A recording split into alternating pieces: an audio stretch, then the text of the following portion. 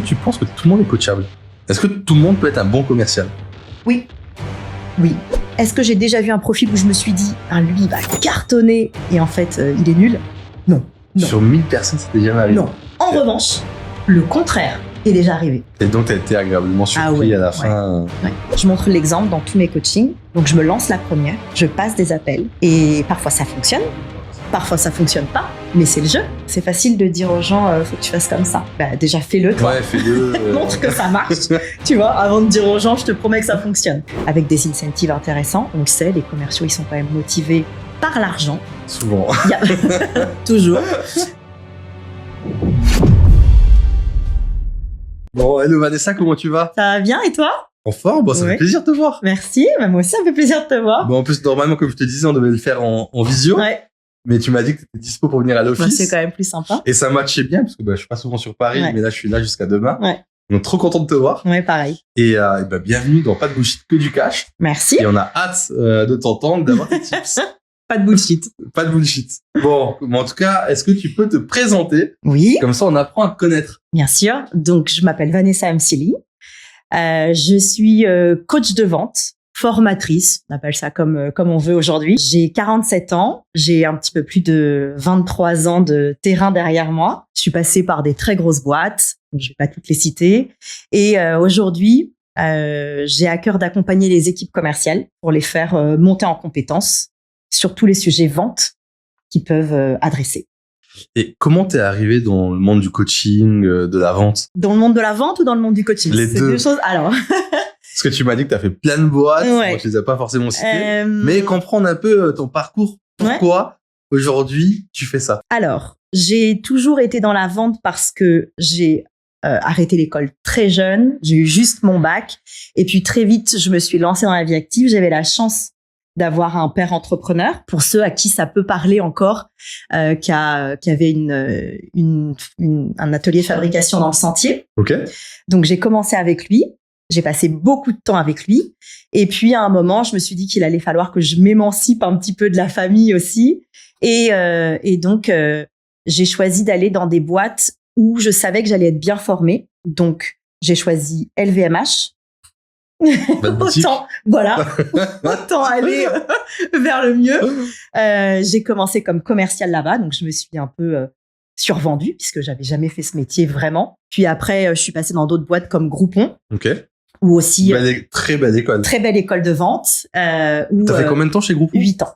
Ah ouais. Ouais. Donc en commercial. Plus, c'était au moment où c'était une fusée. Je suis arrivée au tout début. Et donc, j'ai vu, bien sûr, le paquebot que c'est devenu 8 ans après. C'est assez incroyable de vivre ça de l'intérieur. Donc, pareil, commercial terrain, puis manager. Et puis après, j'ai vogué dans des petites startups comme Dirco. Donc là, c'est encore un autre pan du métier. Et la formation m'est un peu tombée dessus. On est venu me chercher. Donc, Marie Taquet, chez Iconoclast, est venue me chercher en me disant, je pense que tu serais une super coach de vente. J'avais même pas connaissance de ce métier. Oui, elle me connaissait, elle avait entendu parler de moi. Okay. Et il y a eu un coup de cœur professionnel pour la personne, bien sûr, pour le métier. Et j'ai passé 2 ans et demi chez Iconoclast. Et puis après, je me suis lancée à mon compte. Et ça fait 1 an, jour pour jour. Génial, jour pour jour. Oui, pratiquement, ouais. À 2 jours près. Et en plus, t'es hyper épanouie. Ce que tu me disais, c'est que c'est une aventure qui est incroyable pour toi. Ouais. Et qui te correspond.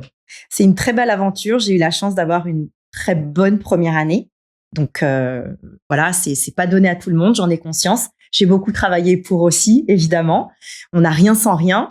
Mais je suis hyper épanouie dans ce que je fais. Je rencontre des gens formidables. Je travaille avec des gens formidables. Je coach des équipes incroyables. Donc, voilà. Ah, c'est trop bien. Ouais. Est-ce que tu peux nous dire quelque chose qu'on ne sait pas, que tu n'as jamais communiqué sur toi? Quelque chose d'atypique Sur le côté pro, parce que ça m'a amené du business et les gens ne le savent pas forcément, donc je profite de l'occasion pour le dire. Je suis trilingue, ce qui fait que je peux coacher en espagnol et je peux coacher en anglais. Et donc, ce qui fait que quand une entreprise française a des antennes en Espagne ou en Angleterre ou même dans des pays où l'anglais est la langue de référence, on va dire, je peux y aller. Donc, ça m'a amené cette année à Madrid, à Barcelone, en Suisse. Donc, ça, c'est génial. Trop bien. Ouais, ça, c'est cool. Donc, tu peux suivre le côté international, oui, des exactement, équipes. Exactement. Et la deuxième chose un peu rigolote, et je laisserai tout le monde aller chercher ça sur Google, c'est que j'ai été coach pour Danse avec les stars. Donc, voilà, c'est le truc un peu... Ah ouais? Ouais. C'est le fun fact. C'est arrivé comment? C'est arrivé parce que j'ai une passion qui est la danse. Ouais. Depuis des années. Et donc, fut un temps, il y a très longtemps, j'en ai fait pas un métier, mais je donnais des cours de danse. Et donc, j'ai été approchée par Danse avec les stars pour aller coacher sur une des émissions. Incroyable. Ouais, c'est incroyable. T'as kiffé? Grave. Attends, c'est hyper ah, mais c'est incroyable. Original, tu vois. Ah ouais. Et t'avais de la pression? Vous êtes arrivé jusqu'où? Non, alors, j'avais pas beaucoup de pression parce que, tu sais, c'est pas le direct. C'était vraiment un travail que je faisais avec une des candidates qui était Noémie Lenoir à l'époque, qui n'a pas été très loin, mais bon, c'est comme ça. Et c'était vraiment pour l'aider dans sa posture, dans sa gestuelle. Et c'était hyper intéressant de faire ça. Puis je me suis amusée surtout. Ouais. Et elle était cool, ça se passait bien. Très sympa. Elle avait envie d'apprendre. Elle avait envie d'apprendre. Elle était hyper cool. Elle était hyper motivée. Et puis moi, je me suis éclatée à faire ça. Ah ouais, génial. Ouais. Tu vois, j'ai bien fait de te poser la question d'avoir une petite anecdote. Il y a peu de gens qui le savent, ça. Ah, trop cool. Et si je reviens sur le coaching, t'as déjà accompagné combien de sales? Et quand on parle des sales, est-ce que c'est des SDR, des BDR, des AE, des Head of Sales? Écoute, j'ai fait le calcul la dernière fois. Et là, je suis à plus de 1000. Alors, cette année, j'en ai coaché environ... Non, cette année, j'en ai coaché presque 400. Oui, c'est beau. C'est beau. Énorme. Et puis, avant, j'étais déjà formatrice quand j'étais chez Iconoclast. Et là, j'ai vu passer, pareil, environ 400 personnes. Et puis moi, après, j'ai accompagné aussi des gens, parce que j'accompagne aussi des entrepreneurs, des freelances, des gens qui veulent se lancer. Donc ouais, j'approche les 1000. Ça, je savais pas, tu vois. Je savais pas que tu accompagné des entrepreneurs aussi. Je pensais que tu étais dédié aux équipes commerciales. Je suis dédiée aux équipes commerciales. Je savais pas que tu ouvrais un peu le panel. J'ouvre un peu quand on me le demande. C'est pas mon cœur de métier, mais tu sais faire. Je sais faire. Et si l'entrepreneur a déjà une offre, pas juste une idée, mais une offre qui est déjà très claire, je peux l'accompagner à aller chercher ses premiers clients. Ouais. Et quand on parle de coaching, c'est quoi ta journée type? Elle ressemble à quoi? Quand je suis en coaching, généralement, on a des coachings soit d'une demi-journée, soit d'une journée complète avec les équipes. Donc, on démarre. On a toute une partie un peu théorique parce qu'on est obligé de poser les bases. Je scanne aussi les équipes pour voir le niveau, bien sûr. Comprendre aussi à qui j'ai affaire, parce que c'est important. Tout l'aspect psychologique sur le coaching, il est quand même très présent. Et puis après, très vite, on passe à la mise en pratique parce que, encore une fois, je crois beaucoup au terrain, au faire. Ouais, tu prêches un convaincu. Voilà, je sais. Donc, la théorie, c'est bien, on en a besoin, surtout quand on rentre sur des sujets comme la structuration d'un entretien de vente, tu vois, par exemple. Ouais. Mais tout de suite, je les fais travailler en binôme, en équipe, sur des jeux de rôle. Mais généralement, est-ce qu'ils stressent quand tu les fais pratiquer? Oui, toujours. Ouais. Toujours, il y a une petite appréhension parce que déjà, ça les sort de leur quotidien, de ce qu'ils ont l'habitude de faire. Et le sketching, on sait très bien que c'est pas la réalité, donc ils sentent qu'ils sont observés, mais bon, ça se passe toujours hyper bien. Et t'as des réfractaires parfois? Oui, bien sûr. Et tu leur dis quoi? T'as pas le choix? Tu fais. Non, tu fais. Non, j'ai des réfractaires sur des sujets plus cold calling, ouais. Donc prospection, ou parfois j'arrive dans des équipes où c'est tout simplement pas le quotidien, où c'est même de l'inconnu parfois. Et donc forcément qu'ils sont réfractaires, mais c'est de la peur. Ouais. C'est pas qu'ils ne croient pas en la méthode ou en la pratique. Ils ont peur de se lancer. C'est juste qu'ils ont peur parce qu'ils ne savent pas faire. Donc, on dédramatise beaucoup, on se marre beaucoup et ça fait redescendre la tension, la pression. Et puis après, je leur explique aussi le pourquoi est-ce qu'on a besoin de faire ça et pourquoi est-ce que l'entreprise a besoin d'aller renforcer aussi cette partie-là. Après, ce qui peut aider aussi, c'est que quand tu accompagnes une équipe commerciale, si tu as 10 personnes et tu en as seulement une qui prend un peu peur ou qui a de l'appréhension, si les 9 autres le font, potentiellement, il va se dire, ça va aider aussi, ça va débloquer. Sûr. Ça tire l'équipe vers le haut. Et puis, il y a aussi autre chose que je fais, c'est que je montre l'exemple dans tous mes coachings. Donc, je me lance la première, je passe des appels et parfois ça fonctionne, parfois ça fonctionne pas, mais c'est le jeu. Donc, je leur montre vraiment que c'est pas sorcier, c'est C'est pas difficile, faut pas avoir peur. Faut juste toujours la première. J'essaie, oui. À te lancer. Ouais, j'essaie, ouais. Ouais, c'est bien. C'est bien. Après, tu montres par l'exemple. Exactement. Et, c'est un vrai leadership aussi.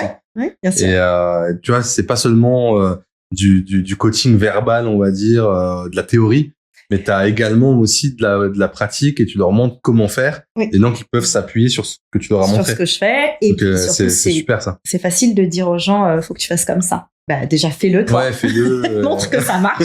Tu vois, avant de dire aux gens, je te promets que ça fonctionne. Donc, c'est bien aussi de le faire comme ça. Et quand tu les accompagnes, généralement, c'est des missions de combien de temps? Et parce que tu dois voir peut-être une évolution aussi. Ouais. Et l'autre question que j'ai derrière, trop de questions, mais ça m'intéresse, c'est quoi les KPIs que tu vas suivre pendant ton coaching? Il y a 2 formes d'accompagnement. Tu as des équipes qui ont juste besoin d'un shot d'adrénaline, comme on dit, ou d'un shot d'énergie.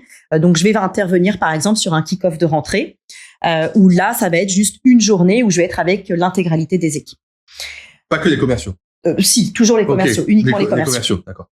Et puis après, tu as un accompagnement aussi sur le long terme avec des équipes que j'accompagne sur 2 mois, 3 mois, parfois 6 mois. Okay. Et là, c'est un autre travail. Il y a un travail qui est plus en profondeur. On pose les bases, on suit après les équipes. Et justement, c'est là où on va regarder un peu les KPIs. Et les KPIs, c'est les KPIs classiques de nombre d'appels, prise de rendez-vous, entretien de vente, closing, des choses assez Mais tu classiques. vas suivre leur développement, ça peut m'arriver de les suivre quand on me les communique aussi, parce que parfois on me les communique pas. Je suis juste là pour la formation, pour transmettre de la technique, de la méthode, pour les faire, pour activer cette méthode-là. Et puis après, je laisse les managers faire le reste du travail. Mais c'est vrai que pour le kick-off, c'est génial. C'est top. C'est super parce que t'arrives pleine d'énergie, toutes tes connaissances. C'est vrai que c'est super ça. Oui, et puis c'est un regard extérieur. Donc c'est très apprécié par les équipes d'avoir quelqu'un de l'extérieur qui arrive, qui apporte un peu un vent de fraîcheur, qui dépoussière aussi parfois un peu des vieilles méthodes, et puis qui arrive avec son expertise et puis son expérience, tu vois. Non, je trouve ça top. En plus, la plupart des commerciaux, bon, excusez-moi, mais c'est peut-être brûlé, hein. il faut, tu vois, il faut y aller. En tout cas, moi, je suis commercial dans l'âme et je parle pour moi. Mais c'est vrai que si tu peux arriver, mettre le shot d'adrénaline avec ta connaissance, qui puisse sortir également du quotidien, parce qu'on peut dire le manager en interne, tu vois, ça donne d'autres perspectives. Bien sûr. Et c'est hyper apprécié. Oui, bien sûr. C'est vrai que moi, je l'ai pas encore fait. Et on devrait le faire, c'est une bonne idée. Alors, son attente. Ouais, c'est une bonne idée. T'as accompagné, tu m'as dit, 1000 personnes. À peu près, les dernières années. C'est incroyable, hein. T'as un panel de commerciaux dans ta tête. Ah oui. Qui est époustouflant. C'est quoi, pour toi, le commercial qui performe? Est-ce que tu arriverais à mettre des mots sur le type de profil qui performe le mieux? Oui. Ou qui performe le moins aussi? Je pense que le commercial qui performe le plus, c'est celui qui sait faire preuve d'anticipation. Parce que c'est un métier où déjà tu repars de 0 tous les mois. Ouais. Donc plus tu anticipes le mois qui arrive ou le trimestre qui arrive ou le semestre qui arrive, peu importe, ça dépend comment est-ce qu'ils sont organisés et ce qu'ils vendent évidemment. Donc c'est celui qui va faire preuve d'anticipation sur sa prospection, sur ses rendez-vous, sur ses relances, sur son suivi. C'est celui aussi qui est organisé avec son CRM. Donc là, ta tête en dit long, bien sûr. Parce qu'on sait très bien. Non, mais on sait. On sait que les commerciaux... Je pense que sur Slack, t'as tous les jours des relances. Donc, celui qui va mettre à jour son CRM, c'est celui, je pense, qui va aussi le mieux s'en sortir sur toute la partie suivi et relance. Ouais. Ça, pour moi, ce sont les commerciaux qui performent. Après, bien sûr, on va parler technique, on va parler méthode. Mais d'abord structure. Alors. Mais d'abord structure. Ok. Celui qui performe le moins, déjà, c'est celui qui ne fait pas ça. Et puis, c'est celui qui ne va pas montrer cette persévérance qu'il faut avoir dans ce métier. Parce que c'est un métier qui est difficile. Plus tu es persévérant, plus tu es aussi motivé à aller chercher ton chiffre. Donc, voilà, ce qui fait un très bon commercial et puis on va dire un commercial lambda.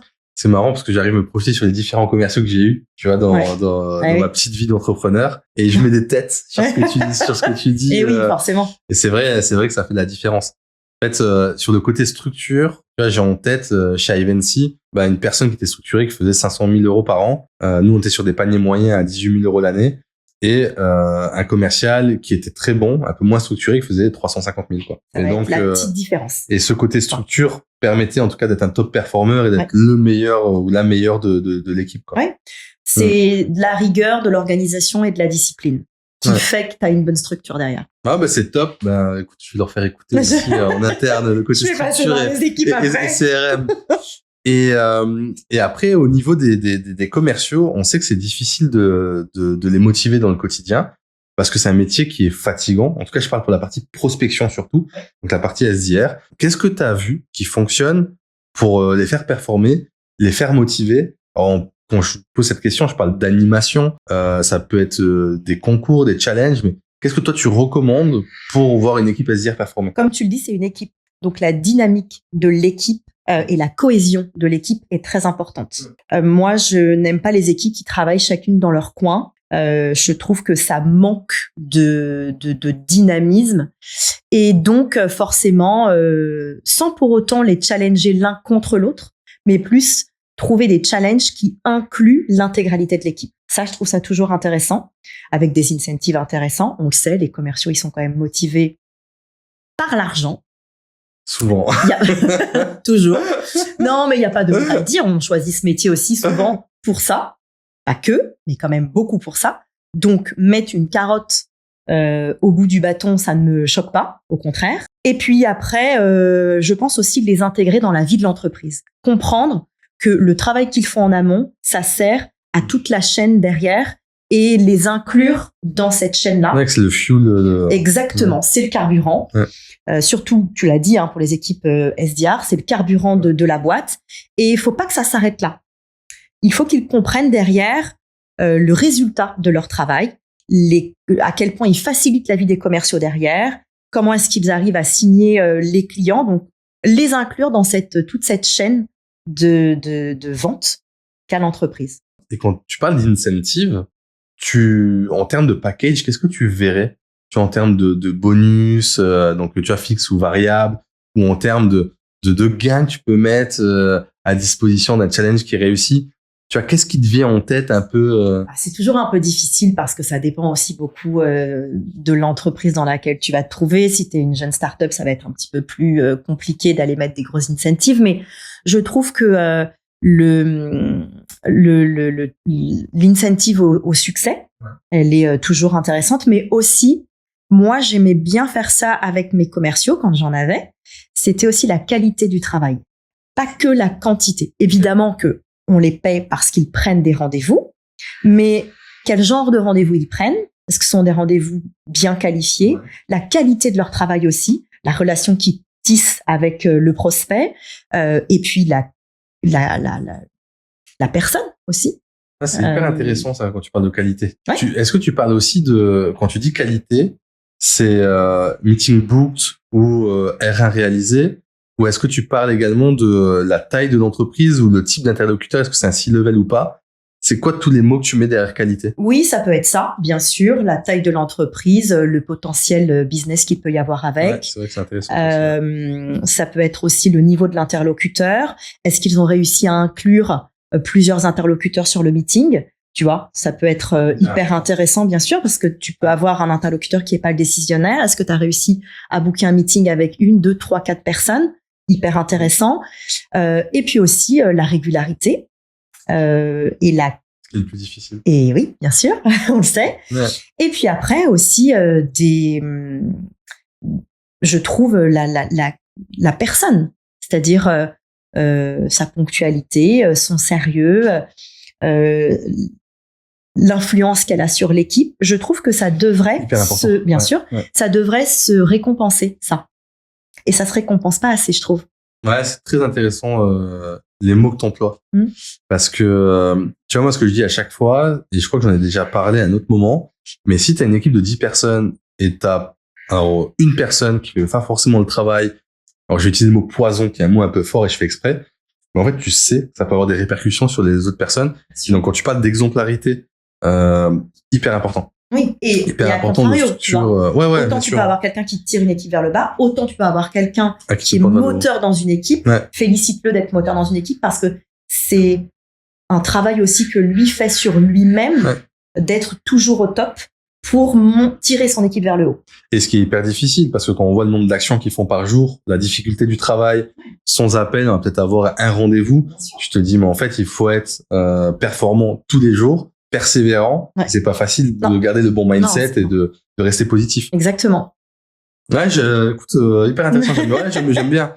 Et si on parle de psychologie humaine, est-ce que dans le coaching que tu as déjà eu, tu t'es déjà dit cette personne-là, parce que tu te fais une idée des personnes que tu as coachées, est-ce que tu t'es déjà dit, elle va cartonner, en fait, elle n'était pas douée du tout, cette personne?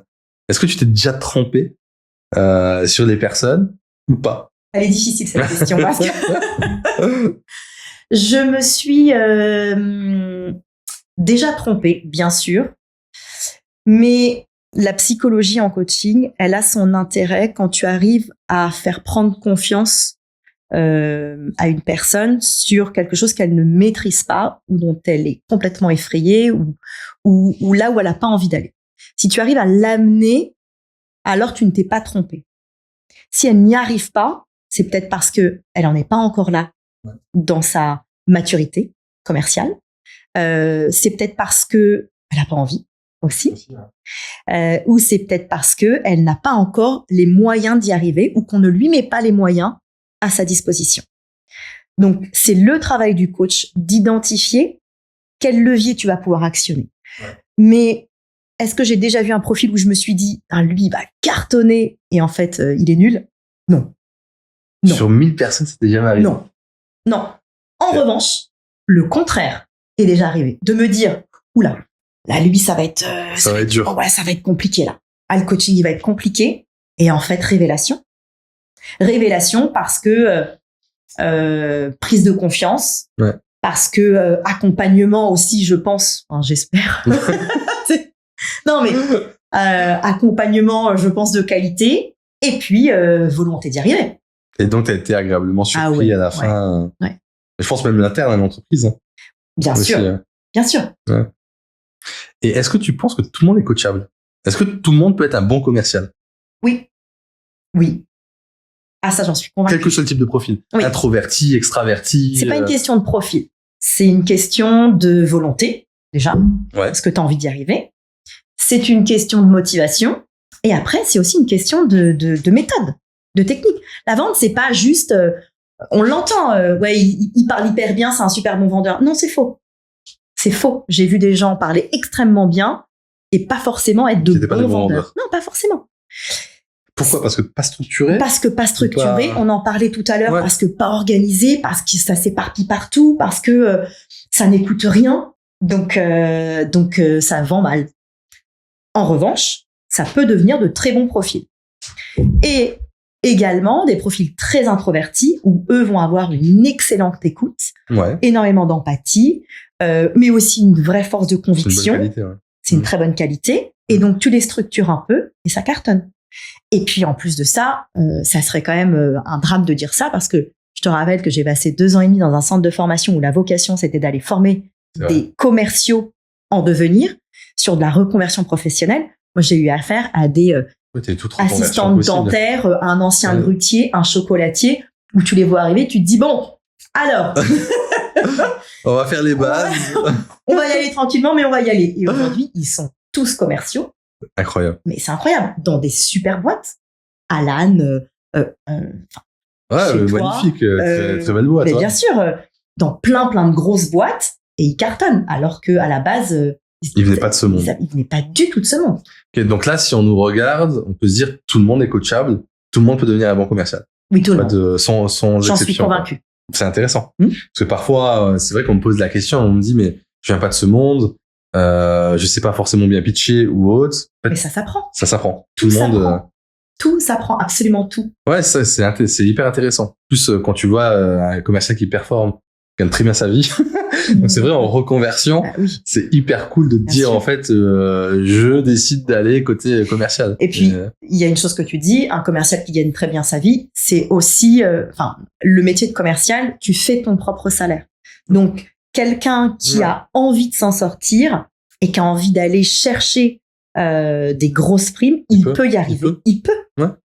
En plus, il y a des boîtes où ils capent pas forcément les primes, le salaire. Magnifique. Donc, ouais, non, c'est clairement. Et après, en termes de package, comme tu dis, il peut aller chercher. Alors, moi, ce que je vois généralement, c'est 50-50 ou 60-40. Ouais. Donc, 50 fixes, 50 variables, ou 60 fixes, 40 variables en termes de pourcentage. Oui, et puis si c'est plafonné, tu peux aller chercher beaucoup plus. Et tu peux aller chercher beaucoup plus. T'as des kickers, des accélérations en fonction des trimestres ou autres.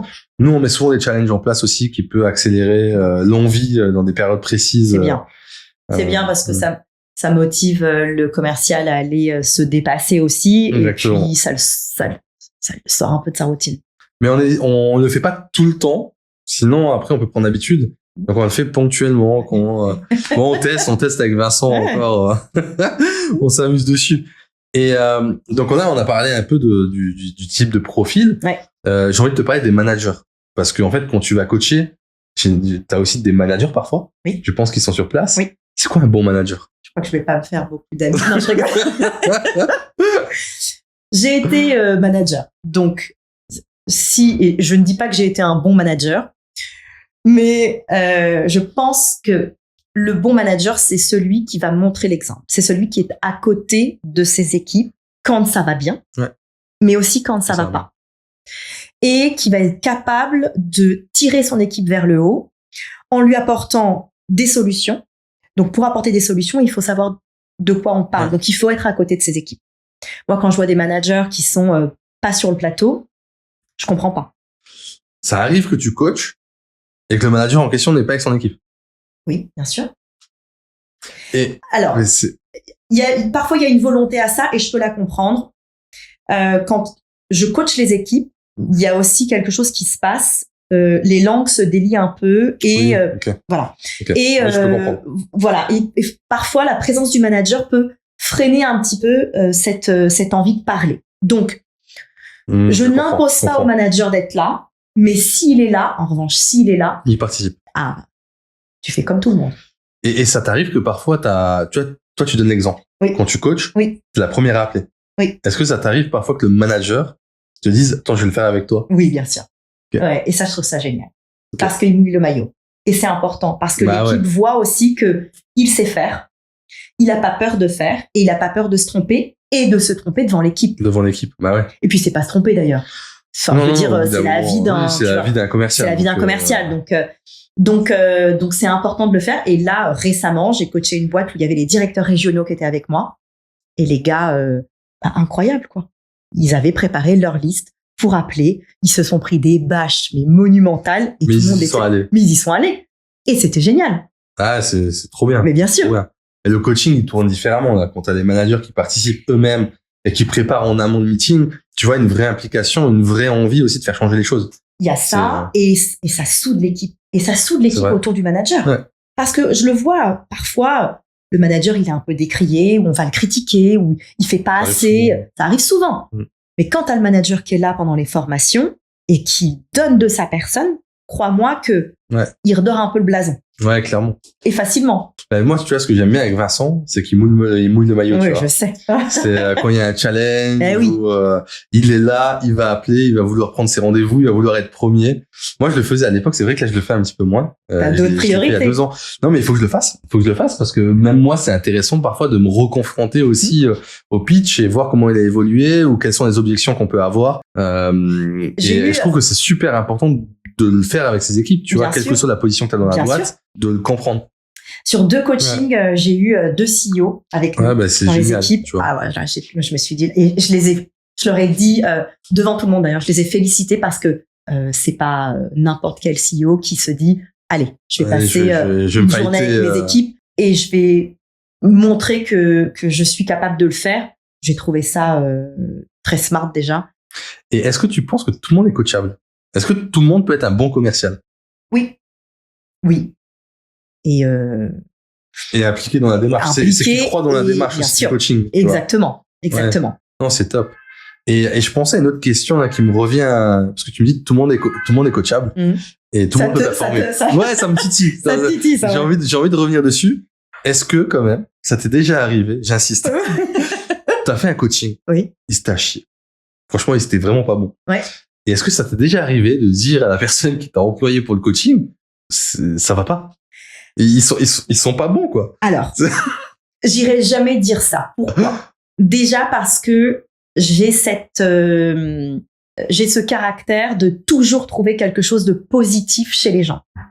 Okay. Tu ne m'entendras jamais critiquer quelqu'un parce que je suis convaincue que même si quelqu'un n'est pas bon, il va s'améliorer. Il est peut-être au début de quelque chose. Et quand tu es au début de quelque chose, c'est normal que tu ne sois pas excellent. C'est le début. Je suis d'accord. Okay. Là-dessus, je suis d'accord. Donc, tu ne peux que t'améliorer si tu y mets évidemment aussi les moyens, si tu en donnes les moyens. Ouais. Le coaching fait partie, c'est un moyen pour t'améliorer. Il y en a plein d'autres. Donc, bien sûr que je suis déjà arrivée dans des équipes où le niveau était pas, en tout cas, élevé. C'était pas ce que j'espérais, mais c'est pas grave parce que ils sont là justement pour s'améliorer, pour trouver aussi des clés pour aller débloquer certaines choses, actionner des leviers qu'ils n'avaient pas. Et donc, par contre, derrière, c'est au travail du manager d'aller continuer, tu vois, la suite. La suite, quoi, de faire la suite. Ouais. Moi, je suis là pour activer les choses. Et derrière, si ça retombe comme un soufflet, ça sert à rien. D'ailleurs, je le dis. D'accord. Ouais. Si je viens juste une fois, mais que derrière, il y a rien qui se met en place, les gars, ça sert à rien que je vienne. Non, mais tu sais que finalement, t'as fait un gros travail une fois et dans un mois, c'est fini, quoi. Ouais. Et est-ce qu'on a déjà fait appel à toi parce que l'équipe est au fond du trou? Au fond du trou, non. Non, mais vraiment, en mode, on ne performe pas. On n'arrive pas à performer. Mais c'est souvent la problématique, si tu veux. C'est souvent cette problématique de se dire, on n'est pas là où on devrait être. Ok. Donc, on va se faire aider. C'est la raison initiale de la demande, généralement. C'est une des raisons. Donc, on va se faire aider. Donc, pour se faire aider, on va prendre quelqu'un de l'extérieur qui va nous apporter des nouvelles méthodes, de la technique, des conseils qu'on n'a pas, de la structure. Et donc, on va essayer d'être plus performant avec ça. Mais j'ose espérer que les gens n'attendent pas d'être au fond du trou avant de faire appel à un coach. Ouais, mais bon, ça, je suis d'accord, mais c'est vrai que finalement, tu t'en rends compte toujours un peu tard. Un peu, ouais. Soit parce que tu as eu des départs, soit parce que avec le manager ça va pas, soit tes performances, en fait, elles deviennent catastrophiques, changement de marché, ou autre. Oui, bien sûr, ça peut être des raisons. Et dans le coaching, donc là, t'as donné plein de conseils et on voit que t'es experte, mais est-ce que t'as déjà fait des erreurs? Et a posteriori, tu t'es dit, je me suis foiré quand même un peu, tu vois, pas forcément beaucoup, mais est-ce que tu t'es déjà trompé sur quelque chose? Oui, ça m'est arrivé de me tromper sur, par exemple, moi je travaille beaucoup sur le call. Ouais. Énormément, parce que je suis convaincue que c'est une très bonne méthode de prospection. Sauf que parfois, il y a des entreprises qui ne sont pas faites de par leurs produits pour faire du call. Je vais te donner un exemple. Des équipes qui vendent du produit physique et dont la cible, ou même pas que du produit physique d'ailleurs, mais dont la cible est du commerçant ou de l'artisan. Okay. Le call, c'est pas forcément le meilleur moyen d'aller joindre ces personnes-là parce que ce sont des cibles qui sont facilement accessibles par le terrain. Le call est un moyen, mais c'est pas le seul. Et donc, oui, parfois, il m'est arrivé d'aller peut-être proposer des techniques qui n'étaient pas complètement en adéquation avec le service ou le produit que l'entreprise pouvait proposer et surtout en adéquation avec la cible. C'est vrai que ça, c'est compliqué après, parce qu'en fonction de la cible, les techniques de vente sont différentes. Les techniques sont différentes. C'est vrai que le call peut fonctionner différemment. On peut être une des techniques, comme tu dis, mais pas la seule, quoi. Bien sûr, exactement. Ouais. Donc oui, j'ai pu, mais bon, je rectifie très vite le tir parce que tu le vois. Je le vois tout de suite. Ouais. Et donc, j'ai cette adaptabilité assez. Et tu proposes directement d'autres choses et tu rebondis, quoi. Évidemment. Ok. Non, c'est intéressant. Ça m'intéressait de savoir, en fait, quelles sont les erreurs potentiellement d'un coach. Bien sûr. Et comment tu vois le coaching évoluer? Parce que là, t'es dedans, ça fait 1 an, ça cartonne. Donc, c'est trop cool. On voit qu'il y a l'IA qui arrive. Ouais. Comment tu vois l'IA et le coaching fonctionner ensemble? Ou comment toi, tu te sers de l'IA potentiellement pour performer? C'est pas antinomique, Tu peux être complètement réfractaire à l'IA parce que tu vas être convaincu que non, c'est l'humain d'abord. Oui, évidemment. La connexion qu'on va avoir avec les équipes, ça prime sur tout le reste. Ce que je vais partager avec les équipes, l'IA ne le remplacera jamais. Qui je suis, l'IA ne le remplacera jamais. Ouais. C'est sûr. En revanche, me servir d'outil pour améliorer les performances et les proposer lors de mes coachings, là oui, bien sûr, évidemment. Faudrait être... Donc plutôt d'un point de vue outillage. Donc ça veut dire que tu prends les outils IA qui performent et donc tu les mets à disposition potentiellement des équipes. Exactement. Pour les faire performer au-delà de la partie compréhension via le coaching que tu as pu faire. Il y a ça, et puis aussi pour proposer un suivi. Tu vois, t'as plein d'IA aujourd'hui qui vont t'aider à faire des trainings pour les commerciaux. Ça peut être un excellent moyen, en fil rouge tout au long de l'année, d'avoir du coaching avec un vrai coach, que ce soit moi ou n'importe qui, hein, mais avec des vrais coachs qui sont là pour t'accompagner sur le terrain. Et puis derrière, venir te servir de l'IA avec, je pense à Much Better, je pense à... Tu l'as utilisé ? Oui, bien sûr. Alors ? C'est excellent. Oui. J'avais regardé la première version en bêta, mais ça fait longtemps, il faudrait que je regarde. Bien évolué depuis. Okay. Mais oui, voilà. Donc typiquement, ça peut être des outils qui vont t'aider à maintenir le niveau de performance et continuer de t'entraîner tout au long de l'année. Ouais, c'est génial. Donc tu fais le coaching et après tu as ce suivi-là avec l'agent IA qui te permet de t'entraîner dans ton quotidien et d'adapter les techniques de vente que tu as pu faire pendant le coaching. Exactement. Okay. Et comme on arrive à la fin, après j'ai encore plein de questions, mais bon, on arrive à la fin. Est-ce que tu as des recos sur des livres ou des choses en fait qui t'ont inspiré toi ou les gens que tu as déjà coachés? Est-ce que tu as du contenu que tu trouves incroyable à partager? J'ai lu beaucoup de livres, mais c'est plus du développement personnel parce que je pense que c'est indissociable de mon métier aujourd'hui.